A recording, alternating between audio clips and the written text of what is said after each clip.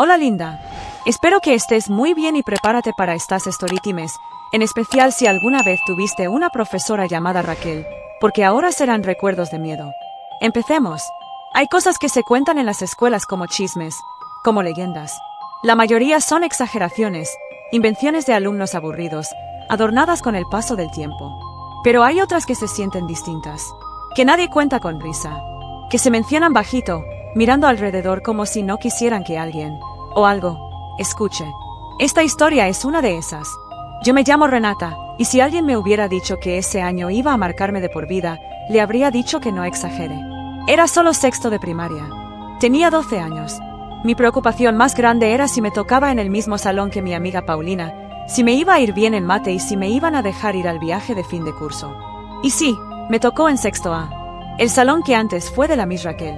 Para ese entonces ya se decía que ese lugar estaba raro, que ahí había pasado algo, que antes era diferente, que cuando llegabas, se sentía como si te bajaran el volumen del cuerpo.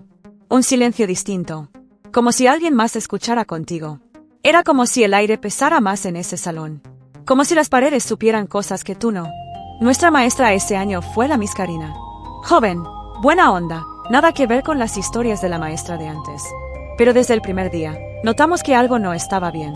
Había zonas del salón donde se sentía más frío. No de temperatura, sino de ambiente. Como si nadie quisiera sentarse ahí. A mí me tocó en la tercera fila, al lado de la ventana. Desde ahí veía la esquina del pizarrón, donde había un estante con libros viejos, una caja cerrada que nadie tocaba, y un reloj de pared que siempre estaba detenido a las 3:17.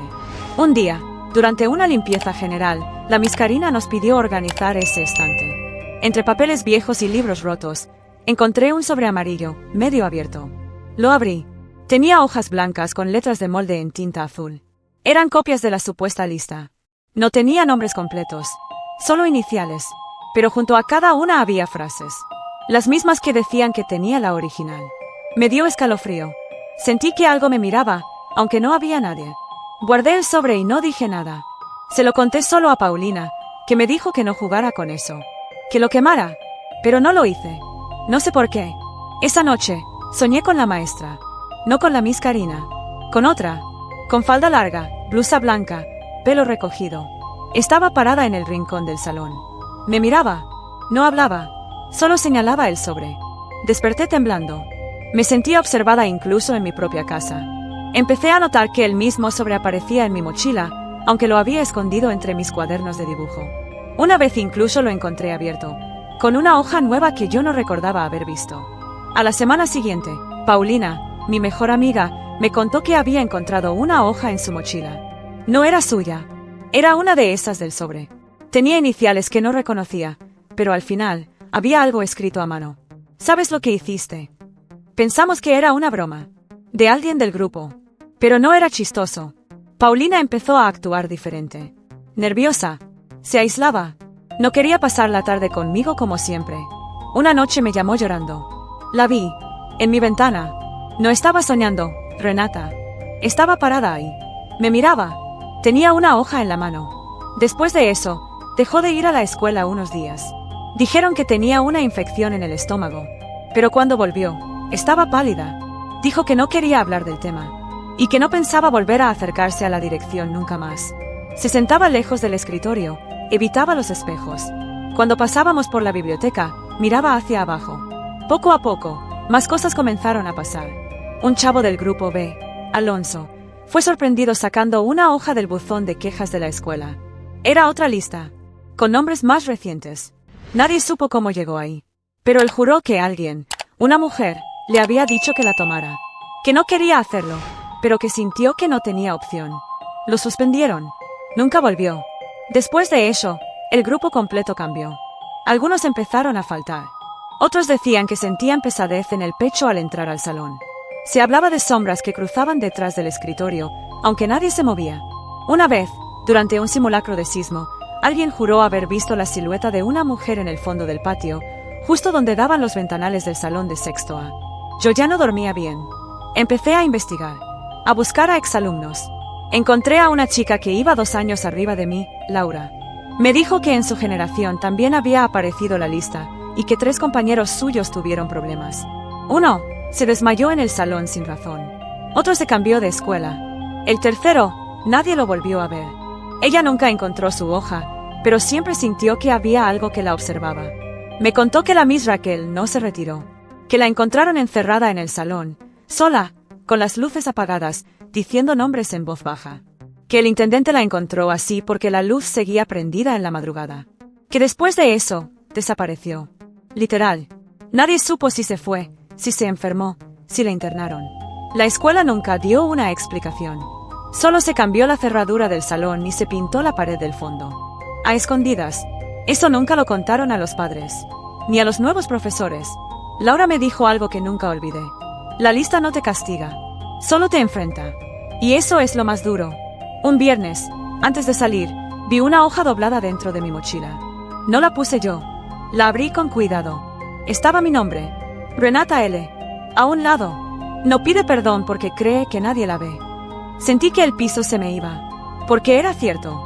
Yo había lastimado a una niña, Valeria, meses antes. Un pleito tonto. La empujé y la ignoré cuando lloraba. Nunca le pedí perdón. Pensé que ya se le habría olvidado. Pero a mí no. Me lo recordaba cada noche. Y ahora, alguien más también. Esa noche soñé con la Miss Raquel. Me señalaba el corazón. Y después el papel. Y luego desaparecía. Al despertar, lloré. Y no por miedo, sino por culpa. Pero algo dentro de mí también sintió alivio. Porque al menos, por fin, alguien sabía la verdad. Aunque fuera una lista. El lunes fui a buscar a Valeria. Le hablé. Le pedí perdón. Me costó. Se me atoraban las palabras. Ella no dijo mucho. Solo asintió. Pero su cara cambió. Como si algo se le quitara de encima. Y yo también sentí que algo se iba. Esa noche dormí sin soñar. Paulina, en cambio, nunca habló. Nunca dijo qué había hecho. Se fue de la escuela antes de fin de año. Dicen que sus papás la cambiaron. Que no quería hablar ni con ellos. Que tenía miedo de los espejos. Otros también recibieron hojas. Uno lloró en medio del salón, sin decir que decía la suya. Otra dejó de hablar por semanas. Nadie obligó a nadie a mostrar sus frases. Pero todos entendíamos. Y eso era lo peor. Que cada uno sabía que lo que estaba escrito era verdad. Ya pasaron años de eso. La escuela ahora es una preparatoria técnica. Todo luce diferente. Pero algunos, los que estuvimos ahí, sabemos que la historia es real. Que no era un juego. Que hay cosas que no desaparecen solo porque las ignores. A veces me preguntan si creo que la lista aún existe. Yo digo que sí. Que quizás ahora no está escrita en papel, pero sigue ahí. En las cosas que callamos. En lo que negamos. En lo que deberíamos enfrentar. En la necesidad que tenemos todos de mirar hacia adentro y preguntarnos, ¿a quién le debo algo? Porque esa es la verdad, nadie escapa de sí mismo. Y la lista solo es eso. Un espejo que te obliga a ver lo que no quieres ver. Y lo más importante, aprendí que el miedo se vence con verdad. Que el perdón te limpia. Y que cuando decides enfrentar lo que hiciste, entonces sí, la lista deja de tener poder sobre ti. Ahora, la siguiente storytime. Si eres alguien que se mira mucho al espejo, quizás no vuelvas a hacerlo después de esta historia. Empecemos. Dicen que cada familia tiene secretos. Algunos son cosas pequeñas, historias que los adultos no quieren contar, chismes del pasado, rencores guardados. Pero hay otros que no se pueden decir en voz alta. Porque no son solo recuerdos, son advertencias. Esta historia la cuenta Mariana como algo que vivió. Y aunque muchos digan que está exagerando, quienes la conocen saben que desde ese día, Mariana ya no volvió a ser la misma. Todo empezó un viernes por la tarde. Mariana se había ido a casa de su mejor amiga, Daphne. Iban a hacer tarea, ver películas y dormir ahí. Daphne vivía en una privada tranquila, de esas donde todas las casas son iguales, pero la de ella tenía algo distinto.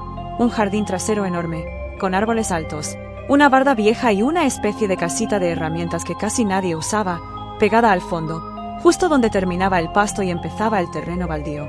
La mamá de Daphne se había ido al súper. Su papá estaba de viaje. Así que estaban solas, con la casa para ellas. Eran como las 6 de la tarde. Mariana estaba sentada frente al espejo del tocador de Daphne, probándose un delineado que había visto en TikTok. Daphne estaba acostada en la cama, viendo su celular. El ambiente era tranquilo, normal, casi aburrido. Habían comido palomitas, escuchado música, y la tarde se sentía larguísima.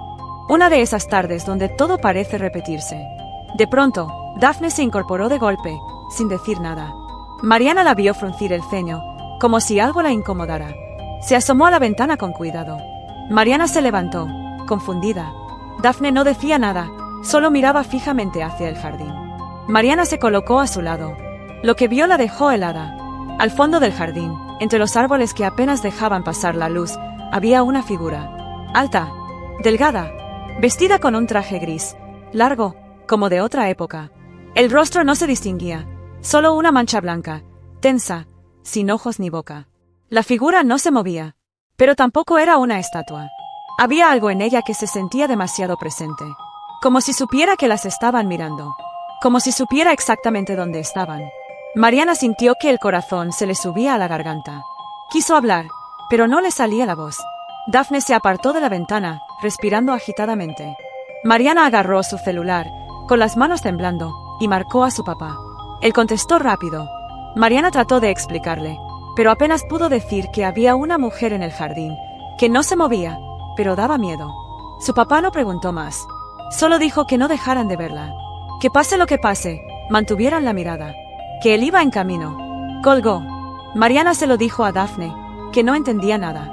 ¿Por qué su papá sonaba como si ya supiera? ¿Qué tenía esa figura de especial? Volvieron a mirar. La figura seguía ahí, pero más cerca.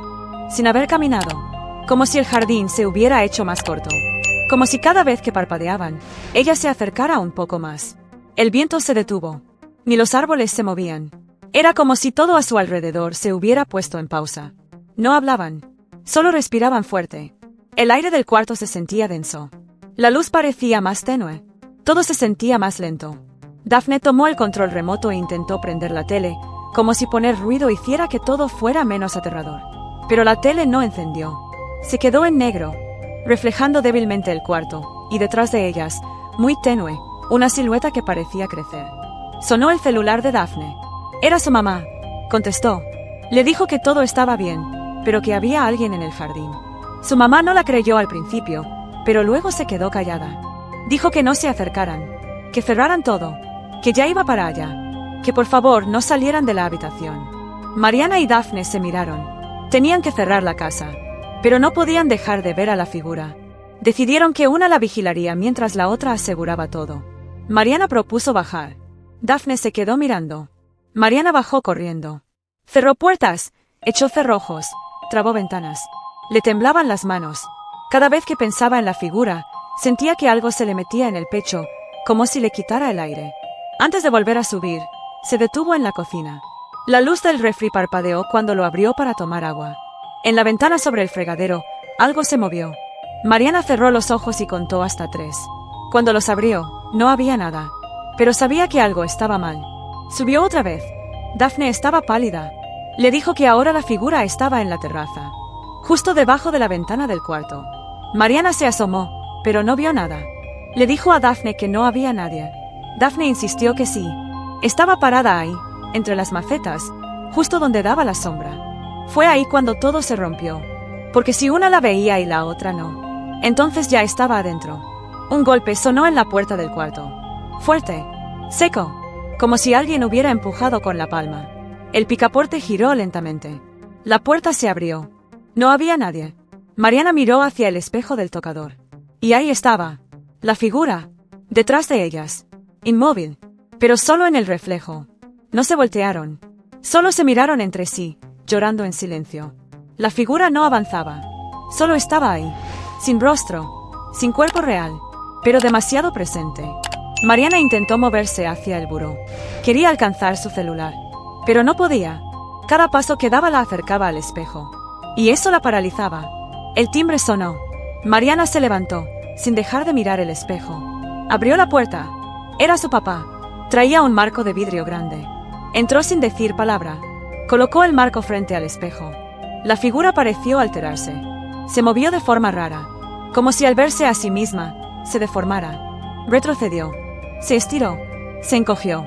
Y luego, desapareció. Como si se hubiera disuelto en el aire.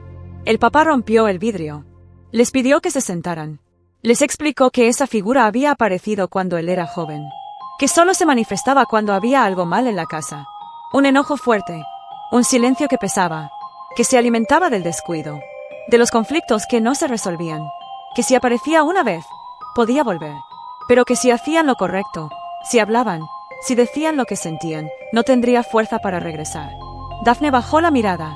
Ese día, habían discutido fuerte con su mamá. Le habían gritado. La habían hecho llorar. Y luego se encerraron en el cuarto, ignorándola. Y la figura apareció. Esa noche nadie durmió. Al día siguiente, se disculparon con su mamá. Hablaron. Lloraron. Se abrazaron. La casa volvió a sentirse como antes. Ligera. Normal. Cálida. La figura no volvió.